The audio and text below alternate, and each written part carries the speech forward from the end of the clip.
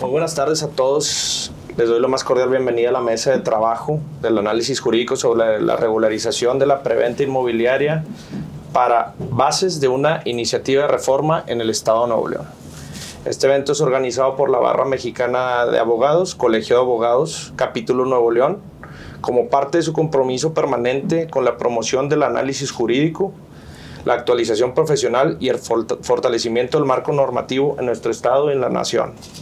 Mi nombre es Alejandro Rodríguez y tengo el honor de fungir como moderador en esta mesa de trabajo en mi carácter de coordinador de la Comisión de Derecho Societario, Notarial y Corporativo de la Barra.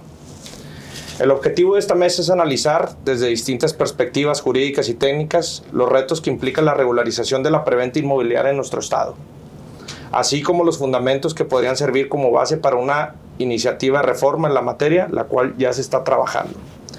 Para ella tenemos el privilegio de contar con 3 especialistas y con todos ustedes que son especialistas en la materia, a quienes agradezco profundamente su participación al compartir su experiencia.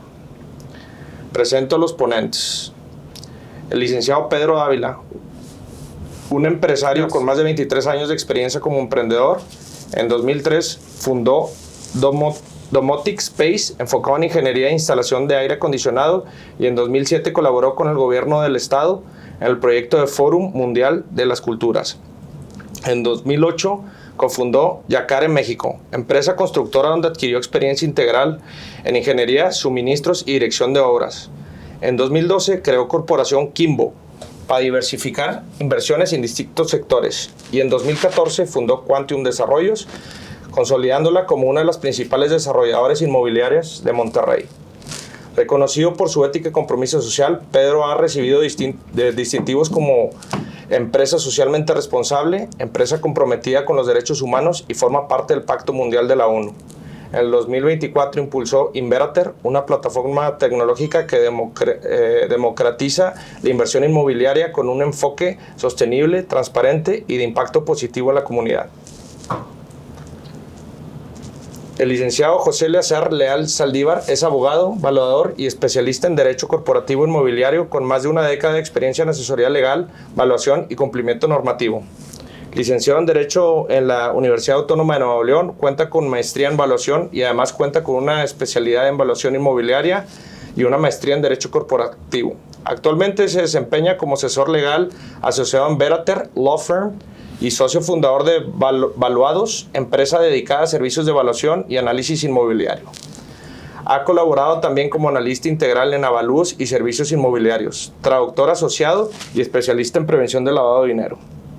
Contando con registro como perito en evaluación inmobiliaria en el estado de Sonora, y es traductor certificado y posee certificaciones emitidas por la Comisión Nacional Bancaria de Valores y FIBA en materia de prevención del lavado de dinero, además de diversos cursos en Yale University, Emory University, Florida International University y la ITAM, en temas de derecho constitucional, migración y finanzas.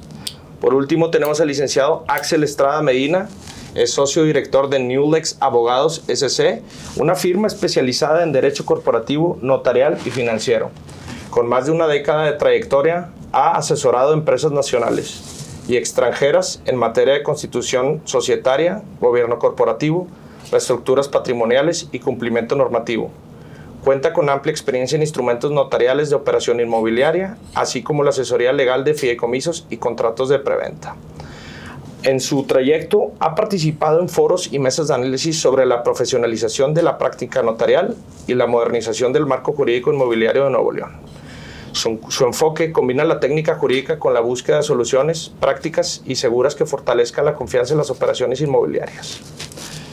A continuación, debo decir que cada ponente contará con un tiempo aproximado de 10 a 15 minutos para su exposición. Posteriormente abriremos un espacio de preguntas y comentarios al público asistente físico y también al público que se encuentra en forma virtual. Sin más preámbulo, damos inicio con la participación del licenciado Pedro Dávila, a quien cedemos la palabra. Gracias, abogado. Muchas gracias a todos por conectarse, por estar aquí presentes. Gracias a la Barra Mexicana Colegio de Abogados por abrirnos las puertas de su casa y poder exponer esta iniciativa que queremos presentar, que es muy importante hoy en día para todos los nuevoleoneses, ¿no? Hemos visto en los últimos años cómo el desarrollo inmobiliario ha crecido muchísimo en la ciudad. Tenemos ya más de una década con grandes proyectos, con muchas ventas. La empresa más importante de estudios de mercado en México, que es Softec de Jean Toll, habla de que ha habido en los últimos 10 años alrededor de 40,000 preventas inmobiliarias en la ciudad. Entonces, siendo este un mecanismo que se ha utilizado durante más de una década, siendo un mecanismo exitoso, siendo un mecanismo que ha dado a muchas personas vivienda accesible, que ha dado la oportunidad de estar comprando propiedades, hacerse de un patrimonio y ese mismo patrimonio poderlo explotar como un tema de rentas y poder tener ingresos pasivos, pues bueno, hoy en día enfrentamos muchos retos. Hemos visto también que las preventas ha sido muy atacado últimamente por los medios de comunicación. Hemos visto cómo se han atorado algunos proyectos y hemos visto también cómo algunos otros han salido adelante. Entonces, hoy en día creemos que este proceso de iniciativa que vamos a exponerles, que vamos a poner a discusión, viene a reforzar las iniciativas que ya existen, viene a reforzar la opinión no solo de un sector en particular, sino vamos a juntarnos con abogados, vamos a citar posteriormente bancos, vamos a citar posteriormente desarrolladores independientes, ¿por qué no también clientes y representantes de otros grupos relevantes? En el desarrollo inmobiliario hay muchísimos actores. Nosotros hemos mapeado todo lo que se necesita y vemos que hay bancos, notarios, corredores, desarrolladores, valuadores. Por otro lado tenemos proveedores de servicios, por otro lado tenemos aseguradoras. Vemos muchísima gente involucrada, más de 25 actores importantes. A su vez, también tenemos involucrados autoridades estatales, municipales, federales, las cuales forman parte íntegra del proceso del desarrollo inmobiliario, y algunos otros actores que van apareciendo en el camino, y por qué no, lo más importante, que son los clientes que al final terminan comprando estas propiedades. En las propiedades que se van construyendo en un desarrollo nuevo, hemos visto clientes también que entran desde lo que se le llama capital semilla. Son clientes que entran cuando saben que el desarrollo apenas va a florecer, a lo mejor apenas se tiene el permiso. Después tenemos el actor cuando entran a las preventas, tenemos el cliente de compra final y el cliente de rentas. Entonces vemos mucha capacidad de clientes en esto y vemos que es importante ir viendo cuál es el mecanismo con el cual cada uno de ellos entra a participar en un desarrollo inmobiliario. Para nosotros es importante expresar que los desarrolladores inmobiliarios estamos de acuerdo con los que yo he platicado y algunos grupos importantes en que exista una regulación de mejores prácticas, en que esto requiere un trabajo de mucho esfuerzo, de análisis jurídico. Por eso la primera mesa de trabajo la hacemos aquí ante un grupo de abogados importantes que conocen del tema, que creemos que sus opiniones y su análisis y su debate es importante para fortalecer esta iniciativa y que esta iniciativa pueda en las próximas semanas poder estar siendo presentada en el Congreso del Estado como complemento a las iniciativas actuales, ¿no? Creemos nosotros que todo esto viene a fortalecer, y si escuchamos a todos los participantes vamos a poder hacer una iniciativa de mejores prácticas. Al final esto se trata de poder proteger al ciudadano y al inversionista, y que al final del día las personas que puedan entrar a las preventas de un desarrollo tengan muy claramente un vehículo que se les permita tener seguridad de que no van a ser víctimas de un fraude, y si lo llegasen a hacer existen los mecanismos para poder recuperar sus bienes y su dinero, ¿no? Actualmente yo he dado pláticas y he dado cursos en asociaciones de promotores inmobiliarios importantes en la región, y siempre hacemos énfasis en que hay dos maneras de ver el desarrollo inmobiliario. Existe el riesgo inmobiliario y existe el fraude inmobiliario, ¿no? Son dos cosas muy diferentes. ¿Por qué? Porque sabemos que todas las inversiones, todas y absolutamente todas las inversiones conllevan un riesgo, ¿no? Entre mayor sea el riesgo, mayor es la ganancia. Entre menor sea el riesgo, menor es la ganancia. Podemos ver los CETES de gobierno, que es un mecanismo muy común, muy seguro, que ofrece rendimientos muy bajos, pero tú sabes que el gobierno depende de pagar esos CETES. Y si llegase a haber algún problema catastrófico con el gobierno, también sabes que no vas a poder recuperar tu dinero. Hasta esas inversiones tienen un riesgo muy bajito, por eso su rendimiento es muy bajito. Y si nos vamos a los extremos, pues podemos ver inversiones como criptomonedas, que en un día te puedes ganar un 20%. Si lo analizas, si no anualizas, estás hablando de miles de % anual de ganancias, pero también sabes que el riesgo es de ese tamaño y en un día puedes perder todo tu dinero.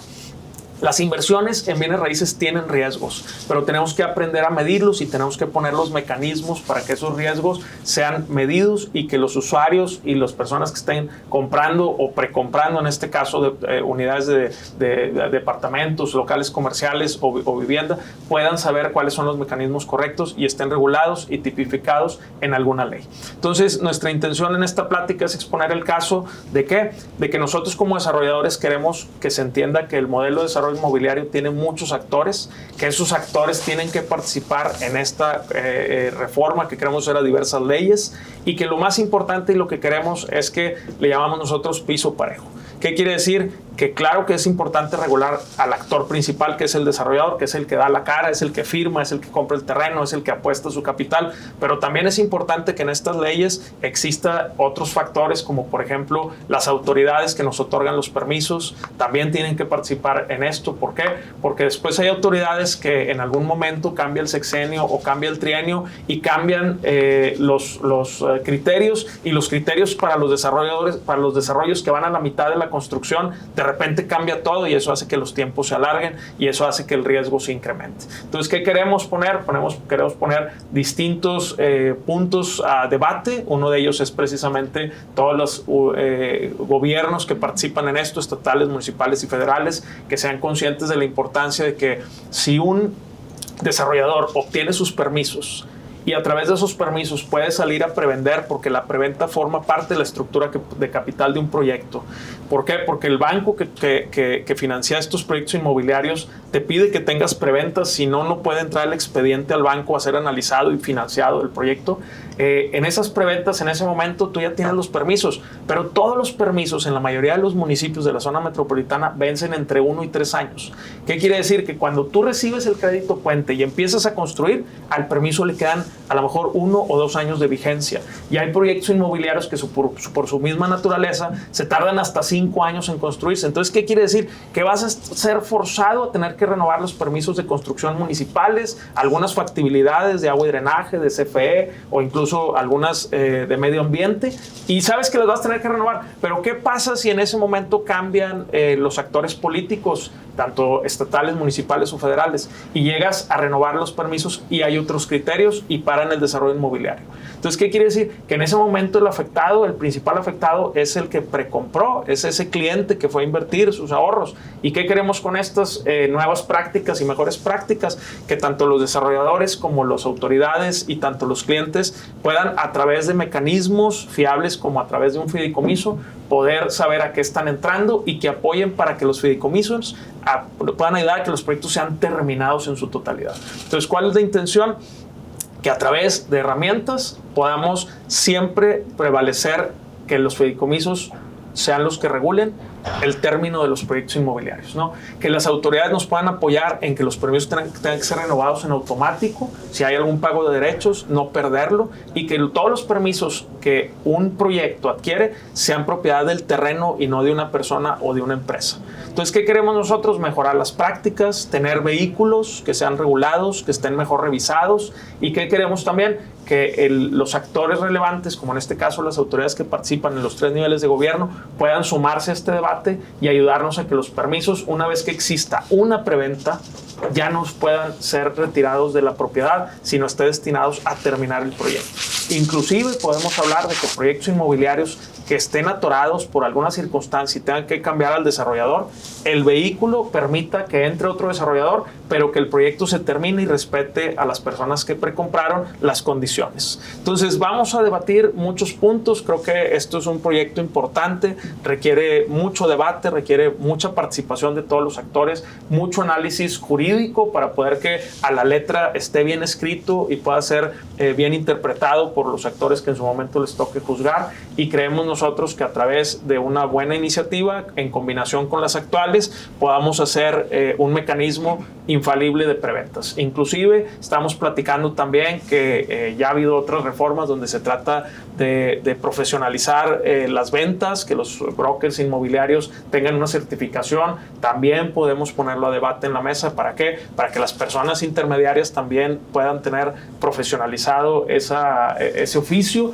y estudien, ¿no? Qué es lo que están vendiendo, cómo lo están vendiendo, y los clientes que van a comprar tengan algunas declaratorias de conocimiento de quién les está vendiendo, a quién le están comprando y principalmente cuáles son los riesgos que se tienen al comprar en preventa, porque los existen, los riesgos, y los riesgos principales se llama tiempo, y el tiempo se puede alargar, y hay proyectos que han durado 10 años en construcción, finalmente se terminan y ahí debe de haber una negociación. Bueno, todo eso debe de venir en algún artículo, en algún reglamento, en alguna ley que se pueda prever y que el mecanismo finalmente sea a través de fideicomisos que cuenten con las cláusulas suficientes para que los proyectos se terminen. ¿Y eso qué va a ayudar? Para nosotros es importante ofrecer vivienda accesible y proyectos accesibles a la ciudadanía y al comprador. Hoy en día los proyectos inmobiliarios han subido muchísimo de precio porque la demanda no ha bajado. Tenemos una ciudad muy dinámica que vamos a llegar a 10 millones de personas en 8 años. ¿Eso qué quiere decir? Que se va a tener que requerir muchísima construcción.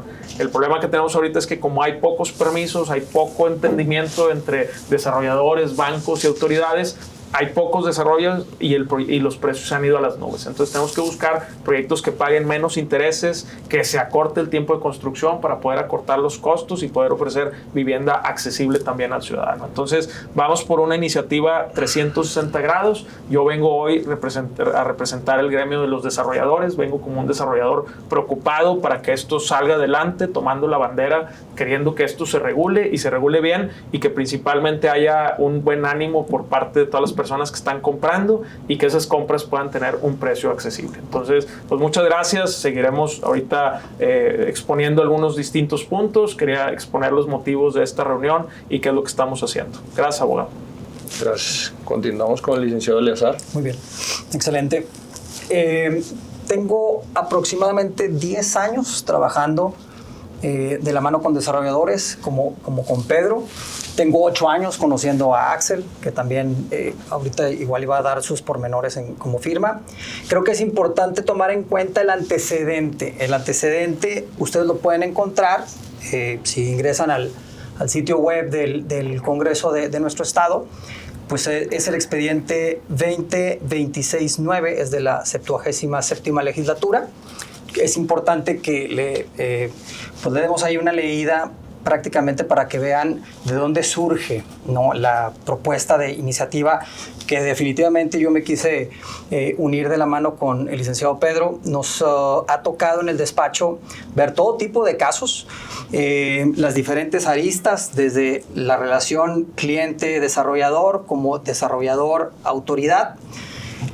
Es importante destacar que la iniciativa precisamente abordaría pues la jurisdicción local, que es el Código Civil y la Ley de Asentamientos Humanos, Ordenamiento Territorial y Desarrollo Urbano, que pues prácticamente es una ley que vino derogando la Ley de Desarrollo Urbano del Estado de Nuevo León, que fue promulgada por ahí del 97, y pues obedece a los principios de la Ley de Asentamientos Humanos de Gobierno Federal. A grosso modo, al final ustedes como gremio tendrán su propia opinión.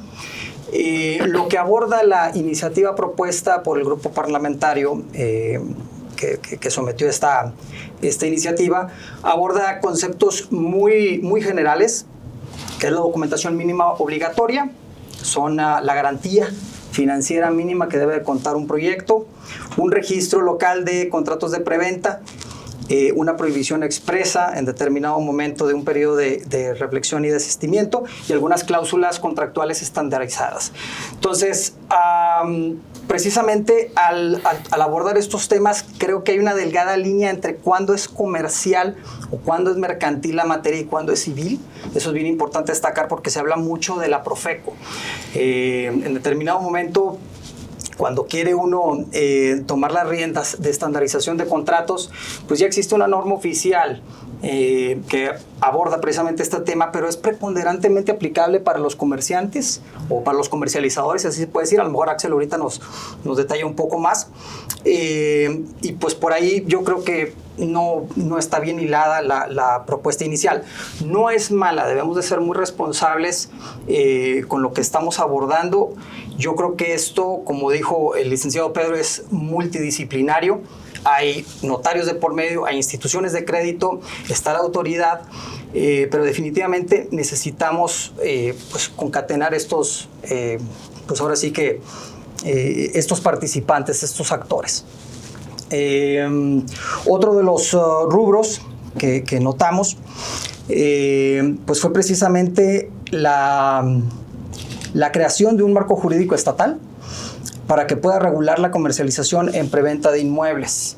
Entonces, hay una delgada línea entre saber, en motivo de la garantía financiera, hay una delgada línea entre saber o destacar en qué momento tienes asegurada la inflación, ¿no? Porque algo abordan en materia de garantías del tener el 70% del financiamiento, pues en qué momento pierdes tanto el control del poder adquisitivo de la moneda con la inflación de los precios de la construcción. Entonces también eso de la garantía financiera mínima sería un buen punto abordarlo, y no sé hasta qué punto el involucrar fideicomisos o instituciones fiduciarias, no sé hasta qué punto puede dejar de ser negocio o no para estas instituciones. Sí se habla de concesionar todo el monto financiero en un fideicomiso, pero pues también perdemos de vista que la Ley General de Títulos y Operaciones de Crédito pues es aplicable a nivel federal.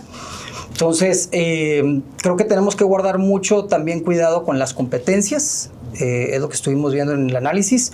Se aborda mucho tema de Profeco, que yo creo que es una instancia totalmente de comisión mercantil, es preponderantemente mercantil, y se habla mucho también de un fideicomiso que, bueno, si bien aplica para la administración inmobiliaria, pues la figura está regulada preponderantemente por la materia mercantil. Entonces, prácticamente los puntos más destacables son requerimientos esenciales. A lo mejor nos quedaríamos con una documentación mínima obligatoria que pudiera tener el desarrollador, llámese de licencias y permisos vigentes y demás.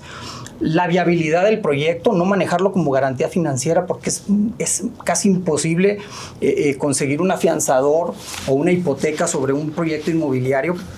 A lo mejor nos lo platicará un poco más Axel, pero en cuanto a los requisitos mínimos que exige la institución financiera para efecto de otorgar un crédito puente, y a lo mejor pudiéramos hablar de unas cláusulas contractuales estandarizadas, pero ¿hasta qué punto, no? Porque también las ofertas de compra no fue una ocurrencia como tal, sino pues de alguna forma obedece también a una cuestión tributaria.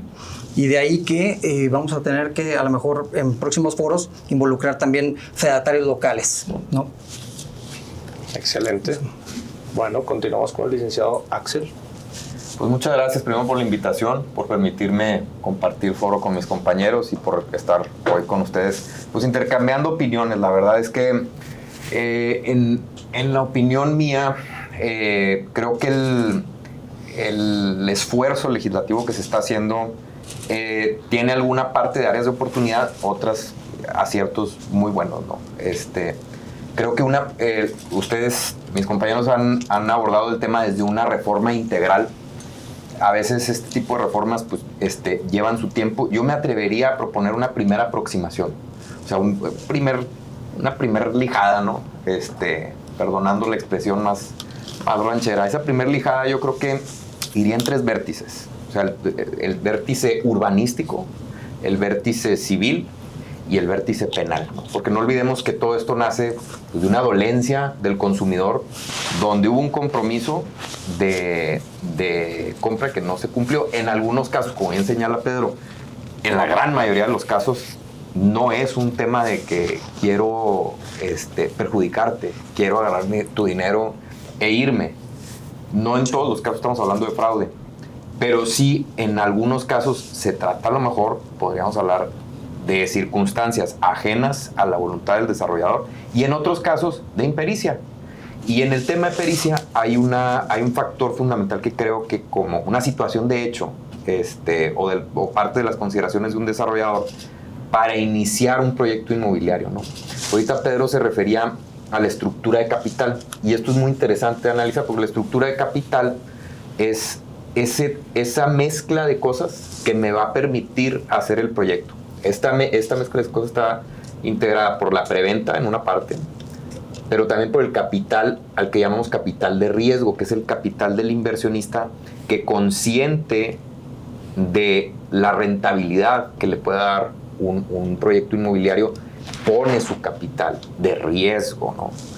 que es muy diferente al ánimo que trae el de la preventa, que es, pues yo quiero mi casa y ahorita la compro en descuento porque el día de mañana pues va a valer más, ¿no? Muy diferente esa parte, ¿no?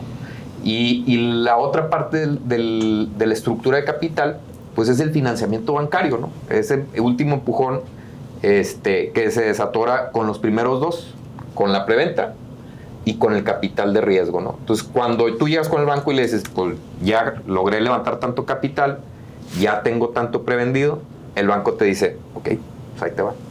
Y hay más o menos unos porcentajes, ya Pedro a lo mejor nos dirá qué porcentajes son los que se estiran en el mercado, pero definitivamente no es el 70% del capital que prevé la iniciativa como está. Entonces, habiendo dicho esto, acierto en lo que se está moviendo ahorita en el Congreso, sí una capitalización, en el sentido de que el desarrollador, con los inversionistas que trae detrás, ponen capital de riesgo para desarrollar el proyecto. Es decir, ellos asumen ese riesgo de que no pase el proyecto, de que se tarde el municipio. Y lo diferencias de lo que es el consumidor, que el consumidor pues, trae otro ánimo, a lo que quiere su casa el día de mañana o su departamento. Entonces, creo que separar esos dos componentes. La iniciativa no deja claro en qué parte de las acciones urbanísticas o de las etapas que lleva una acción urbanística pues me voy a colgar para poder evaluar ese capital de riesgo, o sea, ese 70% que ellos están proponiendo inicialmente, ¿dónde lo voy a evaluar? Si nosotros repasamos, y ahorita me corregirán ustedes si me equivoco en alguna, pues más o menos las etapas de una acción urbanística empiezan con la licencia de uso de suelo, nos corremos hacia varias y eventualmente llegamos a una de las más importantes, que es la licencia de construcción. Y luego viene al final la autorización de ventas, ¿no? Entonces, creo yo que hay una parte, dentro de los requisitos para que te den la licencia de construcción, donde se evalúa el presupuesto. Y el presupuesto viene firmado de entrada por el interesado, pero también por un director responsable de obra, ¿no? Me parece que ahí sería el lugar donde colocar la evaluación de esa información que yo tendría que llegar para comprobarte a ti que le estoy metiendo capital de riesgo, ¿no? ¿Y qué información podría ser esta? Pues todos sabemos, ¿no? O sea, el balance general y las asambleas que, le den materialidad a ese balance general que se esté presentando. Entonces creo que a lo mejor viendo el vértice urbanístico, esa sería a lo mejor una primera aproximación. Si no presento, yo no compruebo que tengo esa capacidad, pues lo lógico sería que no me autorizaran la preventa, ¿no? Entonces ya corrí yo cierto riesgo, ¿no? Y esto es, como una primera aproximación, repito. Si no me dan la autorización de ventas, la autorización de preventa, yo no podría prevender, ¿no? En esta lógica que estoy proponiendo.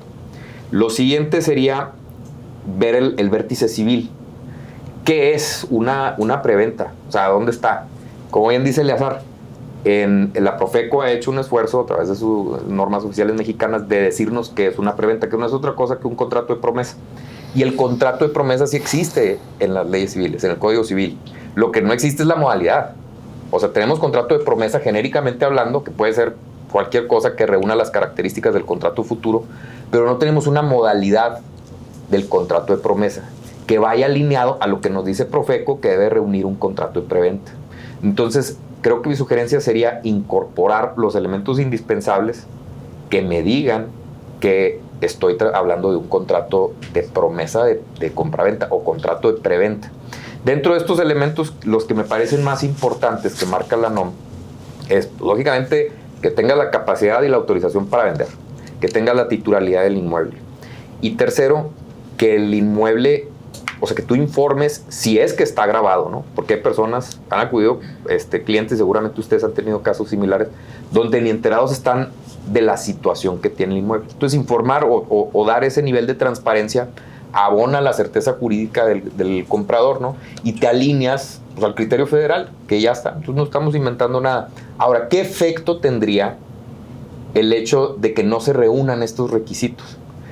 Mi propuesta sería decir que los elementos o sea, que para que el objeto lícito, para que haya licitud en el objeto de un contrato de preventa, se tendrán que reunir los siguientes elementos. Y luego describir al menos estos requisitos que estoy enunciando.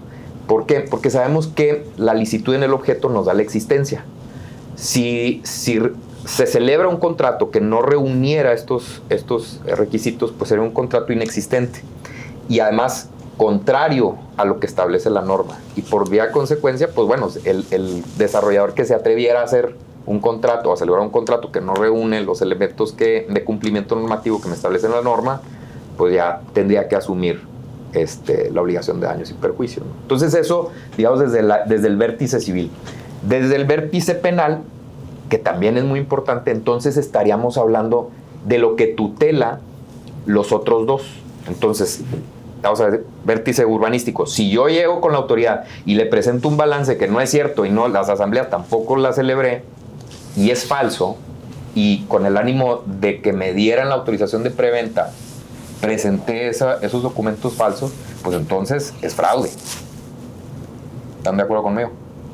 Si yo le digo a un consumidor, ven, siéntate, vamos a celebrar el contrato de preventa, y yo le digo que el inmueble sí está titulado a mi nombre y resulta ser que no está titulado a mi nombre, o miento en alguna otra de las características más importantes del contrato de preventa, pues entonces podría estar yo defraudándolo, si es que yo utilicé ese dinero o celebré ese contrato para disponer de ese dinero y disponerlo para otra cosa, ¿no? Entonces, estas dos cosas creo que reforzarían los primeros dos vértices, ¿no? Esto es lo que, estas consideraciones creo que son las que podríamos abordar en una primera aproximación, lógicamente buscando, como dice Pedro, una reforma integral, ¿no? Muchas gracias. Si alguien quiere participar, nada más levanta la mano para llevarle el micrófono, para empezar a abrir la mesa de trabajo sobre diferentes puntos. También podemos agregar, ahorita que alguien quiera participar, los temas fiscales federales, que también una reforma en la preventa va a impactar el tema de la ley de impuestos sobre la renta, porque pues ahí define el momento en que la enajenación define la acumulación de ingresos y las obligaciones del desarrollador. Impactaría en temas fiscales estatales y municipales, que es el tema de digamos, el ejemplo aquí en Nuevo León sería la ley de Hacienda para los municipios del estado de Nuevo León, donde determina cuándo se causa el ISAI y las bases del cálculo.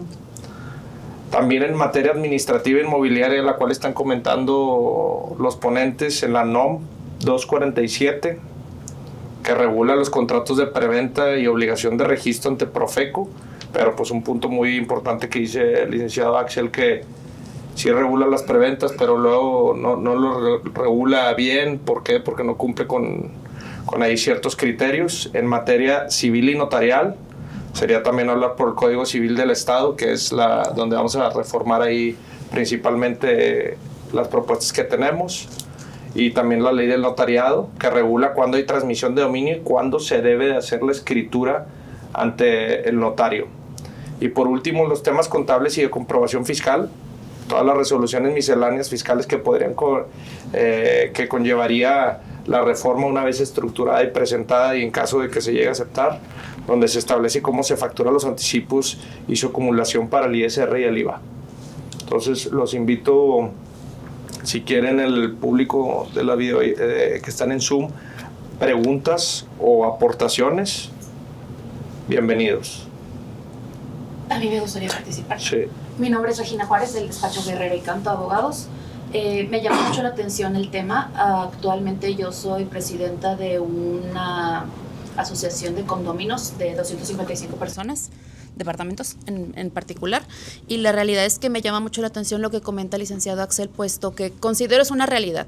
Los legisladores que tenemos, y con independencia del partido en el que militen, al final del día les estamos poniendo sobre la mesa un tema muy complejo, que puede para muchos traer mucha discordia. Entonces, sí creo que debemos primero dar un primer paso para poder regular todos estos temas, para que no pareciera que estamos abarcando mucho y que se quede en no se hizo nada, como tantas cosas que pasan en el Estado y en el país, desafortunadamente. Me queda duda de los comentarios que hicieron los tres en particular, en el cómo pretenden que se respete el pago que se hizo de los derechos para que no se haga un cobro doble respecto al momento en el que se tiene que renovar los permisos de construcción construcción, porque de cierta manera el dinero que se paga por los permisos de construcción, si bien no es proporcional a los que se hacen respecto a casas, habitación, de cierta manera es un ingreso considerable para los municipios y ellos dependen de esos ingresos para hacer trabajos. Y lo digo entre comillas porque al final del día pues no los vemos en las calles directamente, ¿verdad? También cómo pretenden ofrecer proyectos accesibles si hay menos terrenos donde construir y todos están yendo a la periferia. Mucho se habla que las generaciones actuales pues de cierta manera no pueden mantener una vivienda en las colonias en las que nacieron. Es decir, si alguien se desarrolló en Monterrey, pues ya no está buscando una casa habitación ni un departamento ni siquiera en Monterrey, ya se está yendo a García, a Apodaca, pues porque la realidad económica es completamente distinta a la que tuvieron nuestros padres, ¿verdad? En cuanto a la vivienda accesible, ¿a cuántos metros cuadrados nos estamos refiriendo? Puesto que de cierta manera se inició haciendo departamentos y inmuebles de 100 metros cuadrados en adelante y ahora estoy hablando de irrisorio, me resulta el 40 metros cuadrados, 35 metros cuadrados. O sea, ¿dónde estamos hablando de una vivienda digna para que una familia se desarrolle? Dejemos de lado el, oye, pues es que es una persona soltera. Ok, sí hay personas solteras y puedes crearles a ellos un inmueble de espacios pequeños, pero ¿qué le estás dando como plus? Y sobre todo, ya al momento en el que ya se ejecutó todo y de cierta manera prosperó el contrato de compraventa y ya te entregaron el inmueble y escrituraste, ¿cuánto es el costo de mantenimiento que se va a pagar por metro cuadrado al final del día? Porque muchas veces por ese tipo de cuestiones es que la gente dice, oye, pues sí, o sea, tal vez gané plusvalía, tal vez sí fue un buen negocio el invertir en este inmueble, pero desafortunadamente no me alcanza para pagarlo porque todo sube, o sea, también es una cuestión de la administración, los servicios básicos, o sea, mucho del grueso del rubro que tenemos en estos momentos en los condominios es seguridad, administración, mantenimiento, limpieza, y eso abarca aproximadamente el 90% del presupuesto. En condominios recientes, pues tal vez el mantenimiento no se necesite tanto, pero ya en los que tienen sus años, pues al final del día nadie quiere ser los condominios Constitución que se están cayendo y que ahorita les va a dar mantenimiento por el mundial, el Estado. Entonces, sí son muchos temas que al final del día el grueso de la población tal vez no alcanza a percibir con el, pues es que sufrí un fraude inmobiliario o tal vez, efectivamente, sufrí el riesgo inmobiliario de invertir en un inmueble que desafortunadamente pues recayó en falta de pagos, falta de movimiento en las preventas, pero pues nadie quiere estar en ese escenario y sobre todo al final del día nosotros como abogados decimos, oye, pues es que llega el cliente y lo quieres prospectar, pero dices, ¿cuánto le puedo cobrar a un cliente si al final del día él puso todos sus ahorros en un inmueble y cuánto le pretendemos cobrar como asesor o coadyuvante para efecto de litigar ese asunto y que realmente él sienta que tenga una justicia? Es cuanto. Gracias. Me permiten contestar desde un punto de vista de desarrollador y ahorita pasamos a los puntos jurídicos. Primero que nada, dentro de la estructura de capital de un proyecto y de usos de capital de un proyecto inmobiliario, hay algunas partidas que se elevan muchísimo, ¿no? Una de ellas es el pago de los intereses que se pagan a los bancos por los créditos puente, ¿no? Normalmente el banco financia entre el 75 y el 100% de la construcción. Y con las preventas, ese 10, 15, 20, hasta el 30% que pagan los clientes que se les está prometiendo entregarles ese bien, se pagan los gastos operativos del proyecto y los intereses del crédito que está vigente para construir la torre, ¿no? Así es como funciona. Ahorita hablábamos de la estructura de capital, estamos hablando de que los bancos ponen alrededor del 40% y el resto 60% se tiene que poner entre preventas y desarrollador, ¿no? Esa es estructura de capital. ¿Qué sucede en el momento en el que tú dices, oye, vamos a dar vivienda más accesible? Bueno, si nosotros como desarrolladores podemos diluir el riesgo de una inversión, porque como bien decías, el capital de riesgo más fuerte lo pone el desarrollador con su grupo de inversionistas, ¿no? Que es el que al final gana o no gana dentro del desarrollo inmobiliario. Pero si en el camino tú ves que las autoridades, ya sean municipales, estatales o federales, aquí tengo mapeados, no quiero aburrirlos, pero quiero que se sienta el nivel que tenemos, ¿no? Estatales, autoridades municipales, desarrollo urbano, ecología, protección civil, tránsito, servicios públicos. Estatales, agua y drenaje, medio ambiente, movilidad, bomberos, protección civil, catastro y registro. Federales, CFE, Semarnat, Profeco, SCT, Conagua, INAI, IMSS.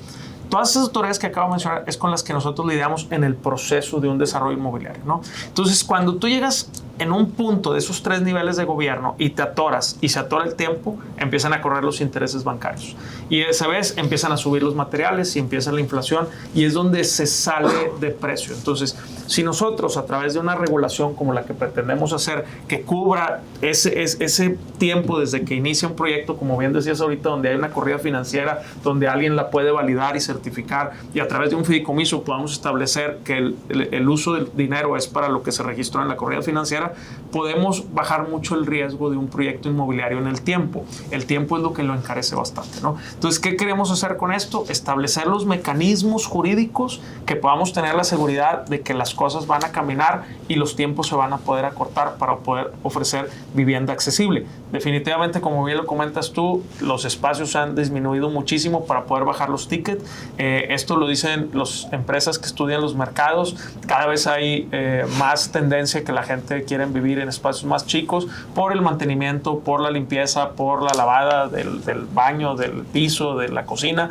Y esa tendencia tiene que ser una tendencia combinada para los que quieran vivir también en espacios grandes, en una casa con patio y a lo mejor un parque enfrente, ¿no? Entonces, bueno, yo creo que el desarrollo urbano y el modelo que estamos tratando de plantear ahorita es que para poder abatir a lo mejor unas de las 4 razones que tú nos acabas de dar y dar una certeza jurídica tanto al inversionista de capital de riesgo como al banco, y que el comprador que viene también sepa que el proyecto se va a terminar, creo que compactando todo eso podemos lograr que los precios de la vivienda bajen bastante y bajemos los costos financieros de ese tiempo que se alarga. ¿Por qué? Porque yo he sido testigo que en algunos permisos de los más comunes, te voy a hablar de romper una banqueta, por ejemplo, nos hemos tardado hasta 1 mes y medio.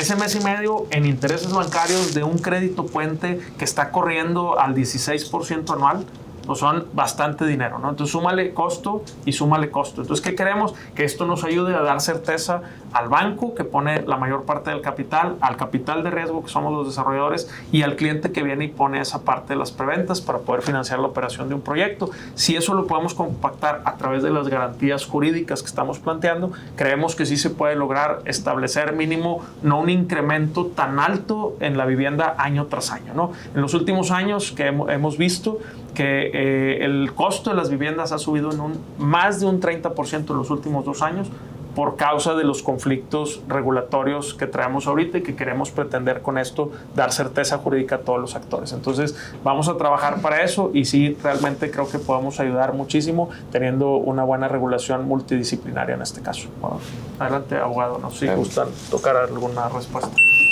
Bueno, digo, yo muy rápido, ¿no? La pregunta se me hizo muy interesante. Voy primero a la parte como que estrictamente legal, ¿no? Lo que me viene a mí a la mente es cumplimiento regulatorio y gobierno corporativo. Esa sería como que una respuesta, digamos, para atender puntualmente el tema de la responsabilidad del desarrollador de hacer el espacio con el mínimo que me establece la ley. Si voy a hacer espacios pequeños porque es lo que me demanda ahorita el mercado, porque no quieren algo más grande, pues bueno, yo sé que me tengo que ir a lo mínimo permitido, ¿no? Tú te vas a Quintana Roo y hacen, o sea, unos cuartos que dices, agarraron la norma y la rompieron y la aventaron así, ¿verdad? O sea, no es posible. Entonces, esa sería la parte de gobierno corporativo. Yo la veo en el sentido de tener órganos de vigilancia que pues estén asegurando que quien esté en sitio sí esté haciendo las cosas de manera adecuada, ¿no? Eso ya le corresponde al desarrollador y muchos tienen excelentes equipos y a veces se apoyan de un externo, ¿no? Que es una gerencia y vienen y auditan o ven. Entonces que las cosas estén haciendo conforme a la norma. El segundo aspecto de tu pregunta se me hace aún más interesante porque habla de un tema de desigualdad. Hay un libro buenísimo, se los recomiendo, que se llama No es normal, de Viri Ríos, si puedes ahí, luego lo es, pero que habla de muchos temas de desigualdad. Y desafortunadamente, bien lo dijiste, nosotros pues ya no tenemos a lo mejor la capacidad económica que tuvieron ni nuestros padres, mucho menos nuestros abuelos, ¿no? Pero tenemos que ver qué condiciones tenemos que generar, pues para así poder. Y el principio de eso es el ejercicio democrático, ¿no? O sea, lo que estamos haciendo ahorita, donde vamos a poner, oye, pues aquí va mi idea, y aquí va la de Pedro, y aquí va la de Lazar, y la de ustedes, y entre todos armar una idea que sí pase en el Congreso, ¿no? O sea, que, oye, esto sí es factible de hacer, ¿verdad? Y atiende a las necesidades y a cosas que hemos estudiado, ¿verdad? y juntos construir pues esas condiciones que sí nos permitan. Porque si lo dejamos a los gobernantes, pues bueno, a lo mejor podrá pasar y lo más seguro es que no. Es cuánto. Correcto. Sí, digo, al final la palabra, me quedo con la frase de Pedro, mitigar el riesgo, ¿no? O sea, yo creo que garantizado, pues a mí desde la facultad me enseñaron que lo único garantizado es que vamos algún día a dejar el mundo terrenal, mitigar el riesgo de alguna forma con figuras como el fideicomiso, probablemente es el más idóneo.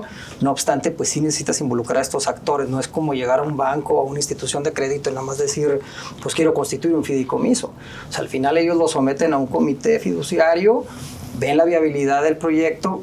Desde mi experiencia muy en lo personal, pues ya desde que un proyecto está a cargo de un fideicomiso que pende de una institución de crédito y el hecho de que de ese proyecto penda un crédito puente, bueno, yo creo que ya tienes un check, ¿no? Porque el proyecto, pues, realmente financieramente es viable. Entonces, son puntos a lo mejor que le puede ayudar al consumidor o al futuro adquirente para de alguna forma mitigar el riesgo, pero así garantizar a título de constituir una hipoteca sobre el bien o una fianza, híjole, yo creo que es ya involucrar temas que pues, prácticamente creo que son pocos factibles. Bueno, aquí tengo una pregunta de Alma Dimas. Dice, buen día Alma Dimas de Vinza. Desde la perspectiva de la reforma, ¿qué papel podría tener los notarios públicos como garantes de la legalidad y transparencia de las operaciones de preventa? Excelente pregunta. ¿Quién se anima? Adelante, abogado. Pues mira, es que hay que atender al papel del notario, ¿no? El papel del notario, pues realmente es esa persona que está encargada de darle forma, pero también de explicarle el alcance legal al usuario, ¿no? El notario juega un papel trascendental en justamente lo que hablamos del vértice civil. Porque si yo voy a ratificar un contrato de promesa o de preventa, vamos a llamarlo, yo como notario tengo primero que cerciorarme que cumple con lo que establece la norma, ¿no? El artículo 106 de la ley del notariado, tratándose de escrituras, les obliga a los notarios a cerciorarse de ciertas cosas. Entonces, creo yo que en esta reforma integral seguramente pues tendrían ellos que cerciorarse de los requisitos de este acto jurídico en lo particular. No sé si a nivel de norma, porque implica un esfuerzo pues, considerable, ¿no? en el tema legislativo, pero sí a nivel de práctica, ¿no? O a nivel de directriz interna pues que permea a través del Colegio de Notarios. Sí, definitivamente desde el punto de vista desarrollador, cuando tú bien haces participar a algunas autoridades o algunos entes que están regulados, normados por algunas otras instituciones o bien por algunos niveles de gobierno, en algunos casos como el fideicomiso, como decía Eleazar, tú te das cuenta que ya hay una persona o un actor que dio varias palomitas. Por ejemplo, si tú vas a firmar en una notaría las ofertas o el contrato modelo de preventa que se vaya a establecer, tú sabes que la persona que fue a firmarlo pasó por una serie de documentos que tuvo que entregar, incluso ya hay biométricos que tienes que cumplir, y entonces entre más puntos le vayas poniendo a los actores, yo creo que va certificando el cliente que la papelería y la documentación y los actores son de verdad y ya pasaron por alguna norma. Definitivamente, como dice Eleazar, disminuyes muchísimo el riesgo de caer en un fraude y disminuyes muchísimo el riesgo inmobiliario, ¿no? Entonces yo creo que los actores, los notarios deberían de participar y a lo mejor debería ser dentro de estos reglamentos y leyes que vamos a poner, pues que las preventas tengan que hacer de alguna manera contratos notariados, ¿no? Quizás un último comentario, si me lo permiten, es lo que puede no gustarle tanto al comprador es que desde ahí en ese momento tendría que pagar el ISAI, ¿verdad? Hay costos. Porque de acuerdo con la ley de Hacienda para los municipios, uno de los hechos generadores del impuesto es hasta el contrato de promesa, ¿no? Entonces ahí es donde el consumidor tendrá que evaluar, oye, asumo el tema primero de pagar el depósito, ¿verdad? En segundo lugar, pues de cierta forma sigues teniendo el riesgo. Pero tercero, la obligación de pagar el impuesto, porque eso te lo tiene que retener el notario, ¿no? Sí, entonces ese sería el otro tema que habría que considerar. También es importante mencionar que los notarios son obligados solidarios de ese tema. Por eso yo creo que los notarios exigirían el pago de impuestos para retenerlo, para pues que ellos no se vean afectados, ¿verdad? Uh-huh. Porque también es la práctica de abogados, y muchas inmobiliarias que han hecho mal las cosas también van y les dan documentos nada más para ratificar firma y no contenido por parte de los notarios, y ahí también la mala práctica de algunos abogados o desarrolladores, que por eso llegamos a estos temas ya de tener que regularizar muy bien todo, pues nos llevó a eso. También ponen en peligro al desarrollador, a los que son buenos desarrolladores, al notario público, porque es obligado solidario de absolutamente todo lo que hace, y pues al consumidor final, que termina siendo siempre el perjudicado, ¿verdad? Y hay una pregunta de Diego Domínguez. ¿Por qué ven como poco factible el exigirle al desarrollador una fianza si para realizar el desarrollo ya cuentan con una línea de crédito bancaria en la cual tuvieron que haber demostrado la solvencia? Voy a hablar como punto de vista desarrollador, ahorita me ayudan con los puntos jurídicos. Cuando tú empiezas a trabajar con un desarrollo inmobiliario y tienes un terreno donde se va a generar toda esa inversión, donde se ponen todos los agregados, que algunos son tangibles y otros son intangibles, desde que tú sacas permisos tienen un costo bastante elevado, las factibilidades, las aportaciones gubernamentales, todo lo que le vas poniendo a ese predio de ventajas va haciendo que el predio tenga un valor más alto. Entonces, cuando llega el banco y te toma ese predio como garantía, la garantía solo es para el banco. Esa misma garantía no la puedes dar a una afianzadora. No existe ese modelo de la doble garantía, porque nadie se va a querer subordinar el uno al otro. Y segundo, toda la cadena de fianzas que tiene un proyecto, que va en el programa principalmente de proveedores, cuando tú das anticipos vas teniendo líneas de fianzas a través de todos los ingresos que se van poniendo, ya sea de fianza de servicios ocultos, fianzas de anticipos o fianzas de cumplimiento. Ya se tiene una línea que se va encadenando dentro de ese terreno. Pero para el contrato de preventas, yo lo he consultado con distintas fianzas, ahorita si quieres complementar, y ninguna afianzadora le ha entendido o le entiende a este tipo de fianzas, porque no existe actualmente una fianza para instrumentos financieros, ¿no? Como tal. Entonces, creemos que la mejor fianza para el comprador es el fideicomiso, transitar a través del fideicomiso, aportar esa garantía al fideicomiso, aportar los recursos al fideicomiso, y que el que vaya regulando la parte financiera, tanto de los créditos de los bancos como de los ingresos y el uso de ese dinero, sea a través de un contrato de fideicomiso que ya está regulado en otras leyes, ¿no? Entonces, no sé, ¿qué opinas, Eleazar? Sí, y de igual manera yo creo que es otro de los actores que tendríamos que involucrar, una institución afianzadora, porque pues precisamente es correcto, lo que se perfila en el rubro de la construcción es una fianza sobre un cumplimiento de un servicio o de una actividad en específico, no así sobre una materia de inversión o financiera.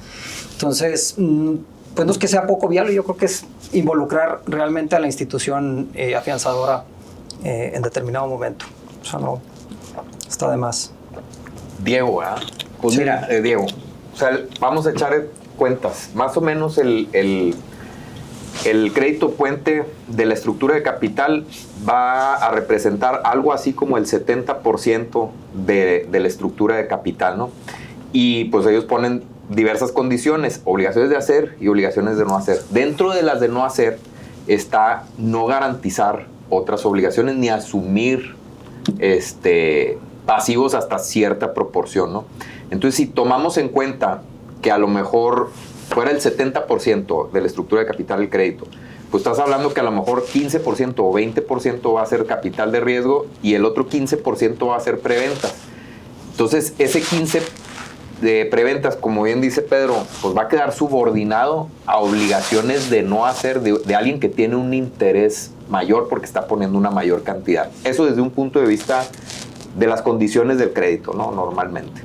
La otra es, desde un punto de vista práctico, pues imagínate tú que cada vez que, vamos a suponer que sí exista esa póliza, y es una póliza global, cada vez que tú quieras admitir un nuevo comprador o celebres un nuevo contrato, pues vas a tener que estar endosando la fianza, y la afianzadora va a tener la póliza, y la afianzadora va a tener que hacer nuevamente el estudio de afianzamiento, a ver si si continúa siendo afianzable o no, con todo lo que ello representa de costo, ¿verdad?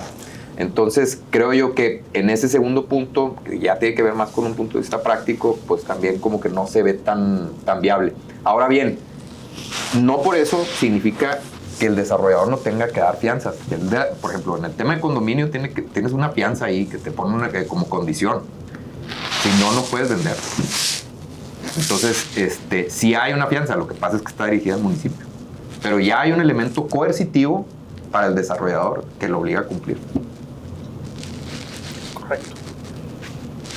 ¿Tienen alguna pregunta? ¿Alguien del público presente?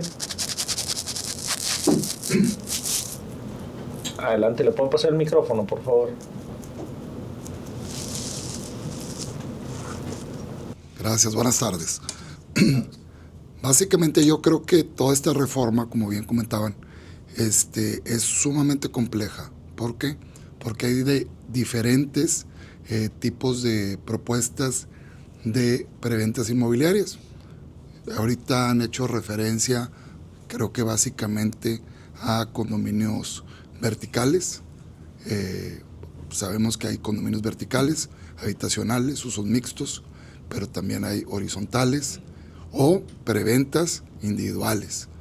Ahorita, de muchos años para acá, se pusieron de moda primero decir, es excelente inversión hacer locales comerciales. Y se hicieron un montón de placitas comerciales, conforme a densidades de cada municipio, etcétera, etcétera, de 2, 3 pisos. Entonces, creo que sí es importante lo que comentaban, de que esto tiene que ser paulatino. ¿Por qué? Porque el querer totalizar todos los tipos de inversión es complicado. No todas las inversiones inmobiliarias en preventas conllevan una capitalización por medio de un crédito bancario. Para eso buscas también hacer una preventa, para evitar un crédito bancario que sabemos que es caro. Para eso también a veces buscas el evitar un fideicomiso que sabemos que también es costoso. Da más seguridad un fideicomiso de administración y de garantía, que también hay que saber separar de qué tipo de fideicomiso vas a hacer uso, ¿sí? Si va a ser un fideicomiso de administración o un fideicomiso de garantía. ¿Para qué? Para que el público consumidor pueda saber. La mayoría de públicos consumidores quieren o lo pretenden hacer para hacerse de un bien propio y muchos otros como una inversión para poder ganar dinero. Entonces, es muy complejo el mercado de las inversiones inmobiliarias, es muy complejo también la reglamentación, la regulación, ya sea municipal, estatal y federal, en los ámbitos competenciales, desde los permisos de construcción municipales, los estatales de compraventa, cuestiones notariales, y los federales de pago de impuestos. Es una mezcla ahí bastante complicada, que también es complicado hacérselo saber al tipo de público consumidor que se va a hacer. Entonces yo creo que sí es importante poderlo desarrollar, poderlo hacer, pero de una manera paulatina, ordenada, porque lejos de que pudiera ser más asequible para el público consumidor, para el crecimiento de la población, va a ser más caro. Esa es una realidad. Entonces, desafortunadamente, aquí en Nuevo León, pues vivimos una crisis de agua que muchos proyectos se quedaron y mucha gente cree que por el permiso de construcción. No, fue por la factibilidad de agua o por la factibilidad de electricidad, y están parados. Edificios grandísimos, no quiero decir marcas, pero por Morones hay unos edificios ahí muy grandes, y de empresas y empresarios pues con cierta trayectoria, o el típico empresario inmobiliario que consiguió permisos, factibilidades para desarrollar una colonia, pero estaba todo perfecto hasta una primera etapa, y luego se le ocurrió hacer una segunda y una tercera, y esas segundas y terceras hicieron que colapsaran las primeras etapas. Entonces, creo que es muy complejo todo el sistema inmobiliario, ya sea de vivienda familiar, multifamiliar, usos mixtos, y desarrollos verticales u horizontales. Y si bien es cierto, los notarios tienen cierto nivel de responsabilidad, pero pues es realmente mínimo. Y tengo excelentes amigos notarios, pero pues también ellos se van a suscribir sus obligaciones a lo que les corresponde y también a lo que les están presentando los inversionistas. Entonces creo que es importante que se haga algún tipo de reforma, pero el hacerla tan compleja, lejos de dar una garantía real como tal para el consumidor y para el inversionista, pues lo va a hacer más caro. A mí me gustaría formular una pregunta a partir de ese comentario. ¿Ustedes dónde considerarían, o sea, por dónde sugerirían empezar? O sea, hemos hablado de fideicomisos, hemos hablado de estos 3 aspectos. ¿Dónde consideran ustedes que sería lo más prudente?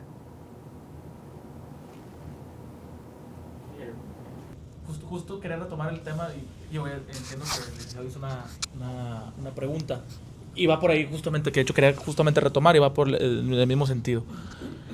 Me parece que lamentablemente llegué ya cuando estaban en la exposición de lo que se va a plantear. A lo mejor ya se tocó, una disculpa si sí. Pero uno de los puntos aquí necesarios analizar, justo lo que comenta el licenciado, es el costo del derecho. Es decir, de qué manera esto va a beneficiar a las personas que van a recibir esa preventa.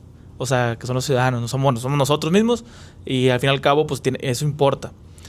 Escuché el tema del fideicomiso, eso sí lo vi, yo también estoy de acuerdo con que generaría un costo un poquito extra, pero también escuché la contraparte de la parte inmobiliaria, si lo quieren ver así. Yo, contestando la pregunta, yo vería en la parte administrativa, en reducción de costos de la parte administrativa. Y creo yo que ya hay instrumentos que, si bien traen tintes de todas formas y colores y sabores, si lo quieren ver así, ya hay algunas herramientas que pudiéramos buscar yo vería 2 vertientes. Desconozco el nombre exacto, pero la ley de mejora regulatoria, en este caso, hay una específicamente para Nuevo León. Creo ahí que pudiera ser, ya se ha dado el caso de algunos temas en donde el gobierno le ha querido entrar a mejorar cómo lo regulan a través de ventanillas únicas, a través de secciones específicas que analizan estos temas y generan algún tipo de certeza para el ciudadano. Y también la parte de incentivos fiscales para esta parte, ¿no? En donde pues realmente el costo, al menos creo que lo federal es un poco complicado, pero pues la parte estatal habrá, o municipal claramente, habrá sus temas en derechos y en temas que se tengan que pagar, en donde realmente creo que todos estamos de acuerdo, en donde se está generando desarrollo social, ¿no? Inversión social sería la palabra. Entonces, justo mi aportación iba para retomar esa parte, que yo también creo que podemos engrosar esta parte con una parte de incentivos fiscales dentro de la misma propuesta integral. Estoy de acuerdo en esa parte. Y también, ¿por qué no?, hacer una propuesta de la mano. No sé si sería una ley, pero tendría que considerarse una mejor regulatoria. A ver, hemos visto el caso. Ahorita comentaron el tema de los estudios de impacto ambiental o temas de impacto ambiental, ¿no? O factibilidades de agua también. Independientemente del gobierno que sea, se han hecho esfuerzos de crear ventanillas, de crear oficinas únicas. Ahorita hay una, si no me equivoco, en el pabellón ciudadano, en la parte de abajo, que te atiende fast track para los temas de esta cuestión de permisos. Entonces creo yo que puede verse por esa parte y mi aportación, más que de hecho no será una crítica, será completamente una aportación de que pudiera darse este balance social ante una propuesta que me parece sumamente buena, con el costo del derecho, ¿no? Contestando o haciendo un comentario de la pregunta que hiciste, creo que pudieran empezar por desarrollos inmobiliarios verticales, que son, yo creo que los que desafortunadamente ha habido más problemática. ¿Por qué? Porque muchos no han respetado, depende del municipio, pero no han respetado el proyecto original en cuanto a pisos, en cuanto a metros de construcción, en cuanto a la calidad de los servicios, en cuanto a las factibilidades de agua, de luz, de drenaje. Estamos ahorita llenos en la ciudad de condominios verticales y y también llenos de esos condominios verticales emproblemados, de muchos temas, ¿sí? Hace un par de semanas me consultaron por un tema que salió en la prensa de un edificio vertical que salió un socavón ahí cerca del barrio antiguo, y junto con un buen amigo ingeniero, yo le dije, ¿sabes qué? Pues lo tiene que ver un ingeniero, no es tanto un abogado ahorita. Y resultó que traía una serie de deficiencias increíbles, y seguramente no porque el inversionista quiso picar los ojos a sus clientes, sino porque el inversionista no solo es el que desarrolla. El inversionista muchas veces es una persona que tiene un terreno, otro que tiene dinero, y el que lo construye es un tercero, y él a veces no tiene ninguna responsabilidad ni frente a sus propios clientes y mucho menos frente al comprador final. Entonces yo creo que sí habría que regular todo eso, y en los condominios es complicado también el tema de las responsabilidades. Los que ven cuestiones penales, y dices, oye, ¿a quién voy a demandar? ¿O quiénes son los que tienen que demandar? ¿Es un inquilino o un dueño o los 350 dueños? ¿Sí? Oye, yo de los 350 dueños, a lo mejor nada más un 20% tienen alguna afectación directa y quieren hacerlo. Y la autoridad, en su oportunidad jurisdiccional, pues va a decir, espérame, o sea, son copropietarios de áreas comunes y tú sufriste un daño, ¿en qué parte del área? Va a ser muy complicado ya en un tema de litigio también poder demostrarlo, y que te vas a tener que ir a Profeco, y Profeco no es vinculativo para cuestiones judiciales. Entonces es todo un tema que yo creo que sí sería bueno el poder iniciar algún tipo de reforma, obligaciones en cuanto a condominios verticales, y de ahí que se vaya creciendo. Sí. Y la mayoría de los condominios verticales pues ya son mixtos, ¿verdad? Comerciales, habitacionales, hasta y comerciales, ya sea de servicios, de oficinas, de comercio y habitacional. Entonces es muy complicado. Igual sacan una factibilidad de agua y drenaje y no hacen la aclaración que va a haber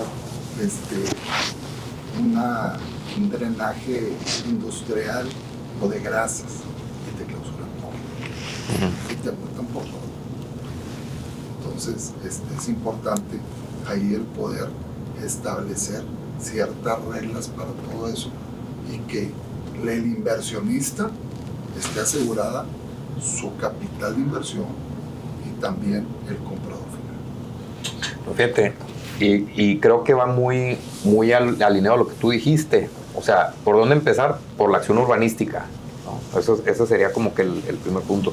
Y luego, dentro de la acción urbanística, tutelar el vertical, que, a reserva de que tú me corrijas, pues es el que más nivel de riesgo tiene.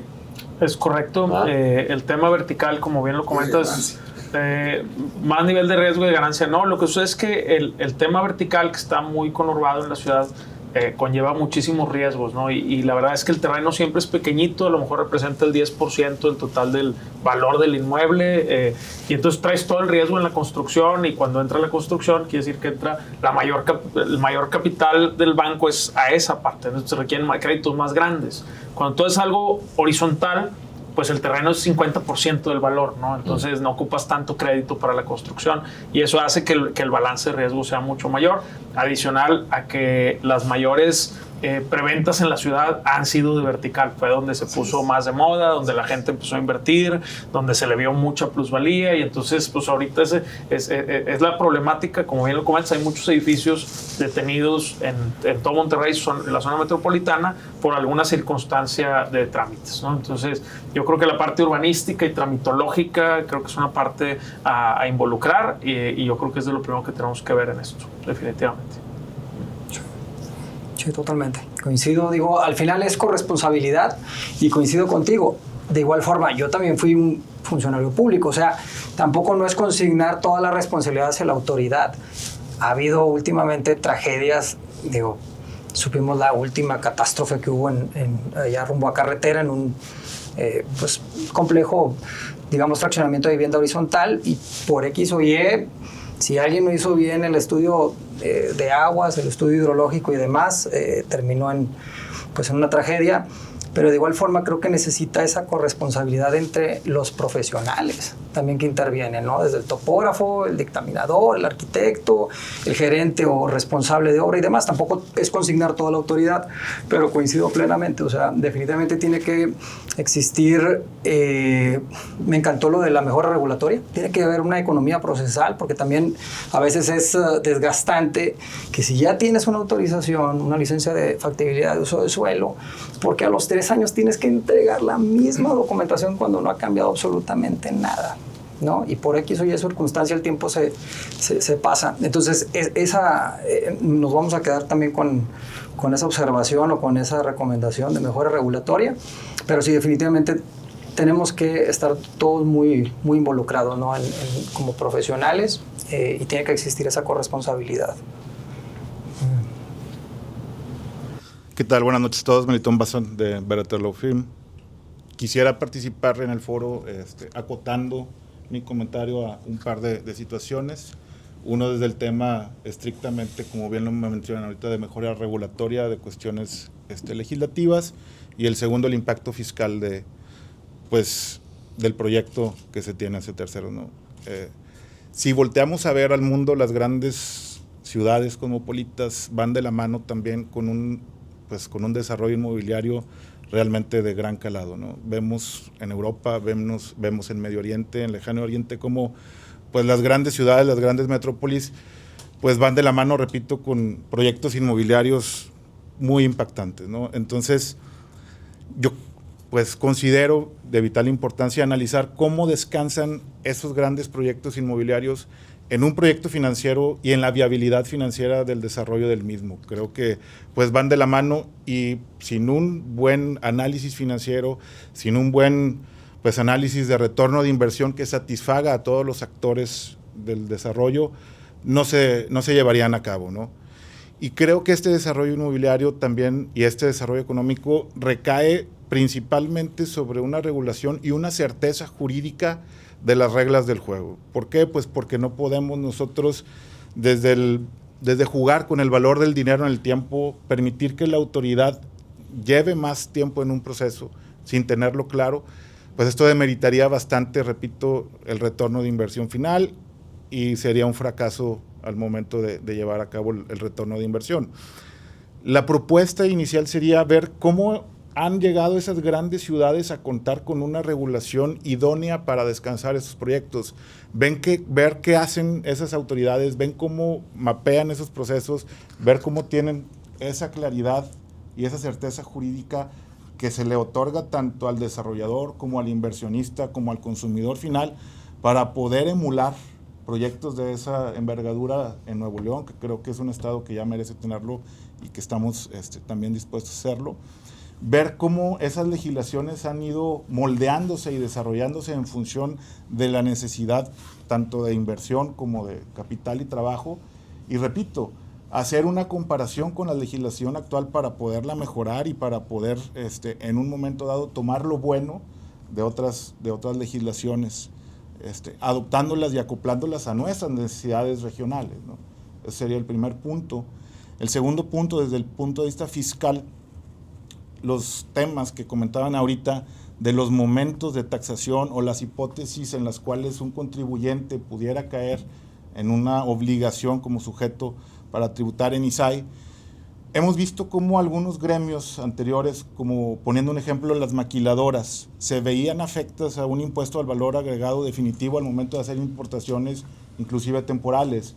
¿A qué me refiero? Que había ocasiones en las cuales se internaba materia prima del extranjero a territorio nacional para llevar a cabo un proceso de manufactura, pero el destino final no era territorio nacional, sino que se retorna al extranjero posterior a un proceso. Yo creería que al igual que esos gremios que representan un valor importante de la economía en México, el inmobiliario, tal como lo es, debería de unirse y plantear, ¿sí?, al Ejecutivo una propuesta de taxación muy específica y muy particular de acuerdo a esta necesidad, tomando como consideración que los momentos de causación también deben de ir de la mano con los momentos en los que se genera una utilidad. Y en el momento en el cual solamente hay una preventa que se pretende invertir para hacer un desarrollo, pues no debería ser castigado, no debería ser un hecho punible de tributación. Entonces creo que valdría la pena hacer estos foros, primero de un derecho comparado internacional que pudiera enriquecer o nutrir nuestras propuestas hacia la autoridad, hacer un diagrama de flujo muy preciso en los cuales veamos qué autoridad interviene, en qué proceso y en qué tiempo, también para evitar una duplicidad de facultades por parte de la autoridad. Vemos que municipios y Estado hay veces que concurren, ¿sí?, en el tema de requerimientos, de permisos, de análisis, y eso pues es ocioso. Yo creo que es una carga administrativa inútil para el desarrollador y también una pérdida de tiempo para la autoridad, el hecho de que dos autoridades de diferentes órdenes hagan el mismo trabajo, pues de auditar, de revisar o de validar un proyecto. Y por último, creo que valdría muchísimo la pena hacer una semaforización de los procesos y hacer público el desarrollo, de tal manera que hubiera una plataforma pública para conocer en la ciudad cuáles desarrollos hay, qué estatus tienen, y tal vez que el inversionista o que el consumidor final pudiera ver que el desarrollador tiene una semaforización en verde al momento de llevar a cabo una solicitud, para caer en un engaño de que, oye, no, pues es que ya está mi permiso, y pues como comentaban por acá el abogado, pudiera haber alguna mala fe de alguien de decir, pues yo ya cumplí con esto, yo ya entregué aquello, y realmente no es así. En cambio, si hubiera esta publicidad de procesos donde la autoridad valida y donde la autoridad certifica en qué etapa está el proyecto, y que fuera más sencillo para todos darnos cuenta y participar, e inclusive para el desarrollador corregir algún punto que pudiera estar omiso o que pudiera no haber cumplido, no por dolo o mala fe, sino pues por falta a lo mejor de conocimiento o de falta de algún tema técnico, ¿no? Eso es. Y por último, pues felicitar a Quantium, a Pedro, por tomar el toro por los cuernos y dar este primer paso para generar una pues mejora legislativa y para mejorar obviamente un mejor entorno y una mejor calidad en los procesos y en la regulación en el Estado. Gracias, abogado. No hay más preguntas aquí. Digo, al final recordamos que esa es una mesa de trabajo para todos participar. Como quiera, por el tiempo damos por concluido la sesión de mesa de trabajo. Posteriormente vamos a trabajar con diferentes asociaciones y les haremos llegar a los interesados que se registraron.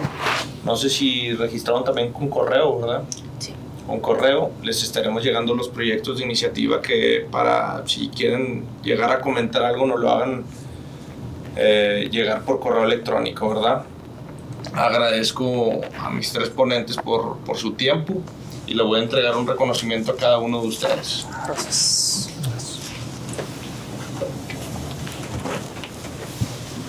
Eleazar, tu reconocimiento, Gracias, compañero. agradecimiento.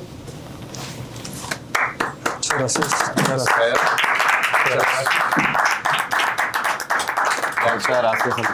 Muchas gracias. Una foto ya de aquel lado, por favor, abogado.